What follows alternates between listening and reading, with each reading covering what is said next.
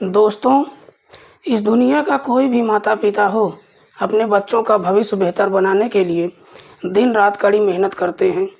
एक पिता अपनी बेटी को बेहतर शिक्षा ही नहीं देता, बल्कि काफ़ी लाड़ प्यार से परवरिश भी करता है। वो बेटी जितनी पढ़ाई में होशियार है, दिखने में भी उतनी ही खूबसूरत है। पढ़ाई लिखाई करके अपना बेहतर करियर और अपने माँ बाप के सपनों को पूरा करना चाहती है, लेकिन उसकी मात्र एक छोटी सी गलती के कारण 21 साल की छोटी सी उम्र में ही हमेशा के लिए इस दुनिया से गुजर जाती है। लेकिन जब इसकी सच्चाई लोगों को और ख़ास तौर से उसके माता पिता को होती है, तो खुद उनको भी इस बात का भरोसा नहीं होता है कि उनकी बेटी ऐसा कैसे कर सकती है। नमस्कार, प्रणाम। मैं आपका भाई, आपका दोस्त अभय, और आप देख रहे हैं द कीप क्राइम। दोस्तों, आज की जो सच्ची कहानी मैं आपको सुनाने जा रहा हूँ, ये सच्ची कहानी है हरियाणा के बल्लभगढ़ ज़िले के सुभाष नगर इलाके की। इसी सुभाष नगर इलाके का रहने वाला है अमन सिंह। अमन सिंह नोएडा में प्राइवेट कंपनी में नौकरी करता है। अमन सिंह के परिवार में उसकी पत्नी शांति के अलावा 2 बेटियां भी हैं। बड़ी बेटी का नाम है कविता और छोटी बेटी का नाम है राधिका। कविता की 4 साल पहले शादी हो चुकी है। राधिका जिसकी उम्र है लगभग 21 साल के आसपास। राधिका जो अपने शहर से ही बीसीए की पढ़ाई करती है। ये बात है 5 फरवरी 2023 की शाम के लगभग 4 बजे के आसपास। राधिका अपनी मां शांति से कहती है कि मुझको कुछ सामान लेना है, इसलिए मैं मार्केट जा रही हूँ, थोड़ी देर में वापस आ जाऊँगी। लेकिन 3 घंटे बाद भी राधिका जब वापस नहीं आती है, तो शांति राधिका को फ़ोन करती है, लेकिन राधिका का नंबर स्विच ऑफ बताने लगता है। शांति अपनी बेटी राधिका के नंबर पर लगातार फ़ोन करती रहती है, लेकिन राधिका का फ़ोन कभी भी ऑन ही नहीं होता है, और देखते ही देखते रात के लगभग 9 बज जाते हैं। इसलिए राधिका की मां काफ़ी परेशान हो जाती है और परेशान होकर अपने पति अमन सिंह को फ़ोन करती है और राधिका के बारे में सब कुछ बताती है। राधिका के पिता को जब पता चलता है कि उसकी बेटी 4 बजे से घर से गई है और अभी तक वापस घर नहीं आई है, तो अमन सिंह अपना सारा काम छोड़कर अपने घर आता है और राधिका की हर जगह तलाश करता है, लेकिन राधिका का कहीं कुछ भी पता नहीं चलता है। इसलिए अमन सिंह उसी रात को ही नज़दीकी थाने आदर्श नगर में जाता है और राधिका की गुमशुदगी की रिपोर्ट दर्ज करवा देता है। पुलिस भी राधिका की तलाश करती है। देखते ही देखते पूरी रात गुजर जाती है, लेकिन राधिका का ना तो कुछ पता चलता है और ना राधिका लौटकर वापस घर ही आती है। दोस्तों, आप जरा सोचिए कि किसी माता पिता की नौजवान बेटी अचानक से कहीं लापता हो जाए तो उसके माता पिता के ऊपर क्या बीतेगी। राधिका क्या कहीं कुछ भी पता नहीं चलने की वजह से उसके माता पिता का रो रो कर काफ़ी बुरा हाल हो गया था। पुलिस को सिर्फ 2 ही बात समझ में आती है कि या तो राधिका अपने प्रेमी के साथ घर से भाग गई है, या तो किसी ने उसका पैसों के लिए अपहरण कर लिया है।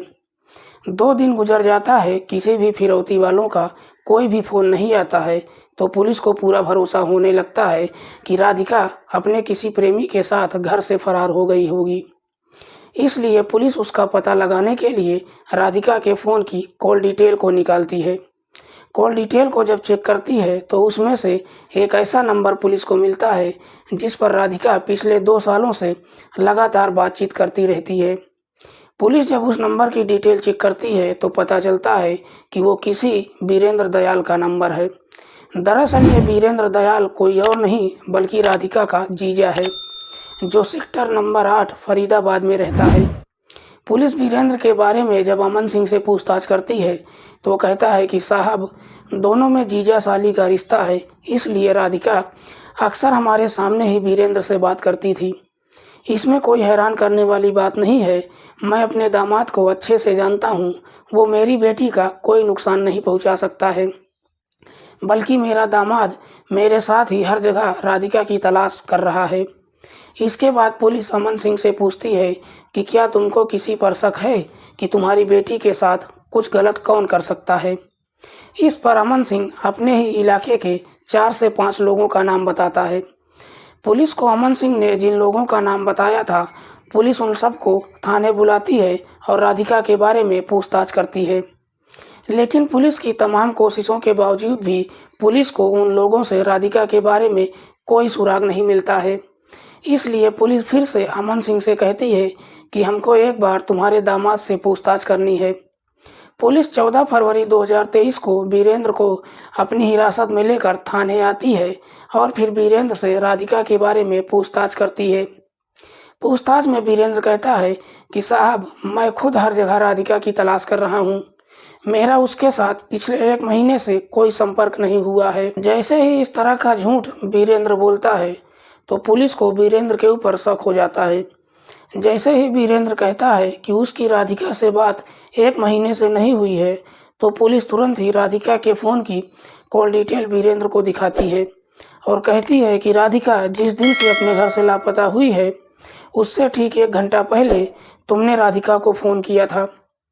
पुलिस जैसे ही वीरेंद्र को राधिका के फ़ोन की कॉल डिटेल दिखाती है तो वीरेंद्र एकदम से डर जाता है और इधर उधर देखने लगता है। वीरेंद्र के हाव भाव को देखकर पुलिस को पूरा भरोसा हो जाता है कि वीरेंद्र राधिका के बारे में काफ़ी कुछ जानता है। इसलिए पुलिस वीरेंद्र से सख्ती के साथ पूछताछ करती है। जैसे ही पुलिस अपनी सख्ती दिखाना शुरू करती है तो वीरेंद्र मजबूर होकर सारी सच्चाई पुलिस को बता देता है। वीरेंद्र पुलिस वालों से कहता है कि साहब, मैंने राधिका की हत्या कर दिया है। पुलिस उससे पूछती है कि तुमने राधिका की हत्या क्यों किया है। इस पर वीरेंद्र पुलिस वालों से कहता है कि मेरे पास और कोई रास्ता भी नहीं बचा था क्योंकि राधिका मेरी ज़िंदगी बर्बाद करने पर आमादा हो गई थी, इसलिए मैंने उसकी हत्या कर दिया है। लेकिन वीरेंद्र जब राधिका की हत्या की पूरी कहानी पुलिस को बताता है तो उसे सुनने के बाद राधिका के माता पिता को भी भरोसा नहीं होता है कि राधिका इस हद तक भी आगे जा सकती है। दरअसल 4 साल पहले अमन सिंह ने अपनी बड़ी बेटी कविता की शादी वीरेंद्र के साथ किया था। वीरेंद्र के पिता का नाम है धर्मपाल सिंह। वीरेंद्र दिल्ली के प्राइवेट कंपनी में कंप्यूटर ऑपरेटर की नौकरी करता है।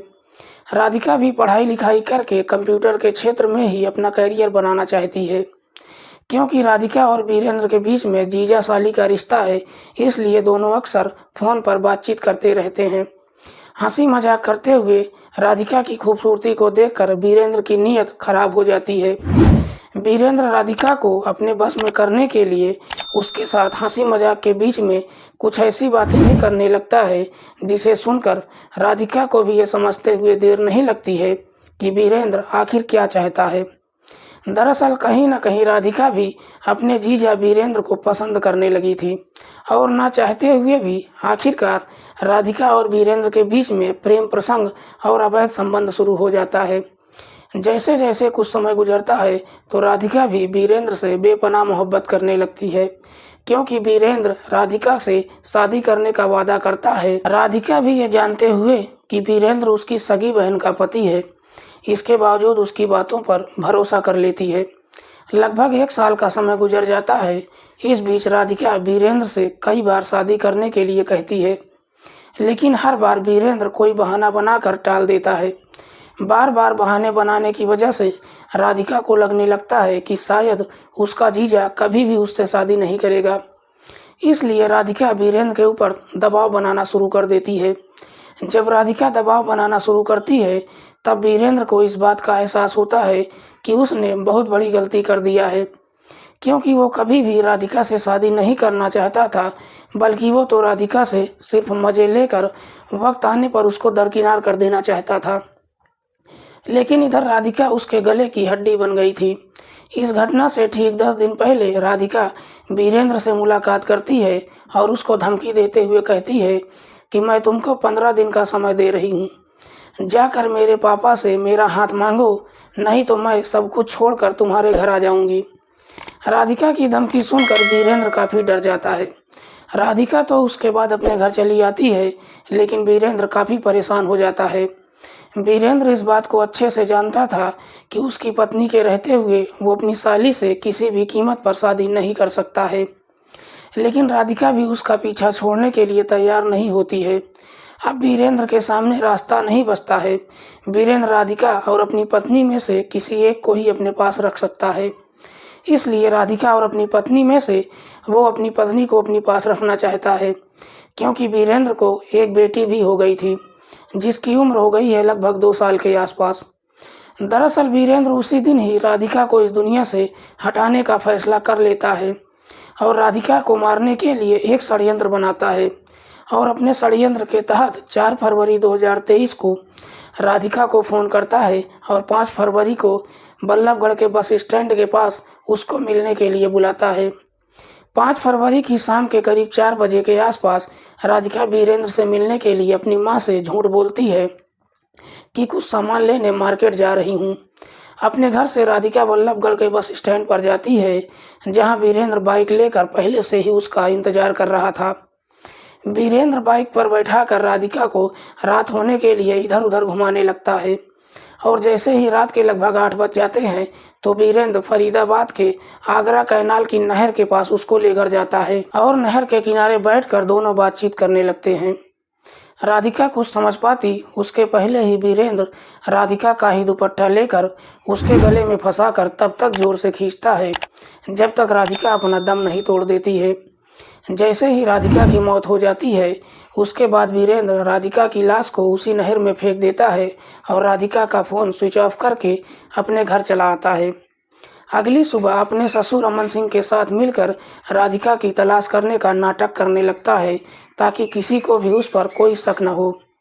वीरेंद्र पुलिस को जब ये पूरी कहानी बताता है तो पुलिस उसकी बताई हुई जगह पर जाती है और उस नहर में राधिका की लाश को खोजती है। क्योंकि राधिका की हत्या हुए 15 दिन का समय हो गया था, इसलिए पुलिस को उसकी लाश नहीं मिलती है। पुलिस राधिका की फ़ोटो को आसपास के थाने में भेजती है। जैसे ही राधिका की फ़ोटो पलवल के सदर थाने में पहुंचती है तो उस थाने की पुलिस फ़ोटो देखकर पहचान कर लेती है, क्योंकि पलवल पुलिस को 8 फरवरी को गोपालगढ़ में एक लड़की की लाश मिली थी। पुलिस 4-5 दिन तक उस लाश को अपने पास रखती है कि ताकि कोई शिनाख्त कर ले, लेकिन जब उस लाश की कोई शिनाख्त नहीं होती है तो पुलिस उस लाश का अंतिम संस्कार कर देती है, लेकिन लाश के कपड़ों को अपने पास रख लेती है। आदर्श नगर थाने में जब ये सूचना मिलती है तो पुलिस अमन सिंह को लेकर सदर थाने जाती है। अमन सिंह जब राधिका के कपड़ों को देखता है तो कपड़े देखकर उसकी शिनाख्त कर लेता है। जैसे ही अमन सिंह राधिका के कपड़ों की शिनाख्त कर लेता है तो पुलिस अमन सिंह की तहरीर पर मुकदमा दर्ज करती है और वीरेंद्र सिंह को गंभीर धाराओं में मुकदमा दर्ज करके जेल भेज देती है। दोस्तों, आज की कहानी सुनाने का उद्देश्य किसी को परेशान करना नहीं है, किसी की भावनाओं को आहत करना नहीं है। हमारा उद्देश्य समाज में हो रहे अपराध के प्रति आपको जागरूक करना है। मिलते हैं किसी और सच्ची कहानी के साथ, तब तक के लिए नमस्कार। जय हिंद।